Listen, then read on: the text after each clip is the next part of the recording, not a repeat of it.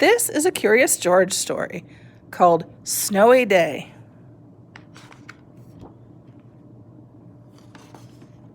George woke up to a wonderful surprise. It had snowed all night. George was curious about all that clean white snow. Maybe you could build something out of it. You go outside, George, said the man with the yellow hat. I'll make some cocoa for later. This was going to be a perfect day. George went out to play. Uh-oh, he sank right into the fluffy powder.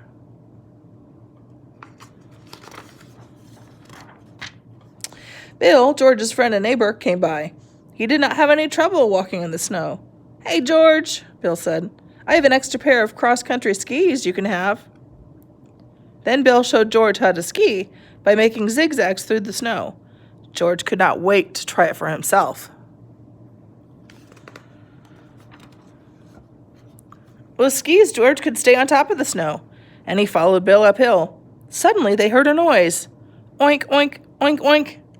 Bill said, I'm going to find out what that is. You wait here. George waited on top of the hill in the cold. His house looked so small and warm. George wanted to get home for his cocoa. Was Bill coming back?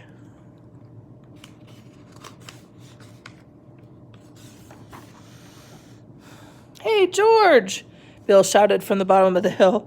I couldn't find whatever made that sound, but I have to head home now. Keep the skis and have fun.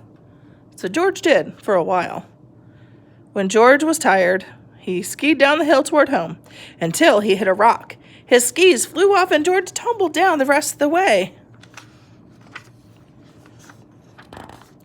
George picked himself up at the bottom of the hill. What would he do now? He spotted two children pulling a sled. They were walking on the snow, but they did not have skis. How did they do it? It had to be those flat, wide shoes they wore. Vinny, I think he likes our snowshoes, the girl said. George nodded. Vicky and I live on the other side of the hill, said Vinny. If you come home with us, we'll lend you our snowshoes so you can get home too. Climb aboard the sled. It was fun to sail down another hill, but George was now even farther from his house. Here you go, monkey, Vicky said. She gave George her snowshoes and climbed on the sled. Bye, monkey. Good luck. George began his long journey home. He was cold and tired, and climbing up the hill was hard work.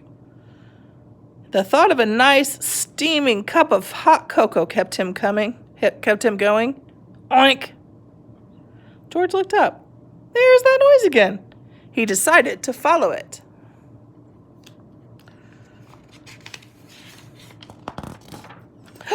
A cold, lost pig! What was he doing out here all by himself?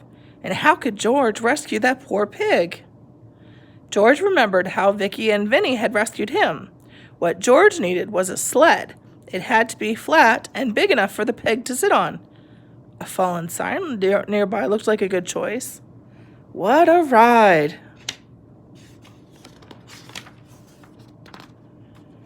When George got home, he found his neighbor, Farmer Rankins, talking to the man with the yellow hat. Thanks for bringing my pig home, George, the farmer said. He got out last night before it snowed. Good work, George, said the man with the yellow hat. There's some cocoa waiting for you inside. That's exactly what George had hoped to hear.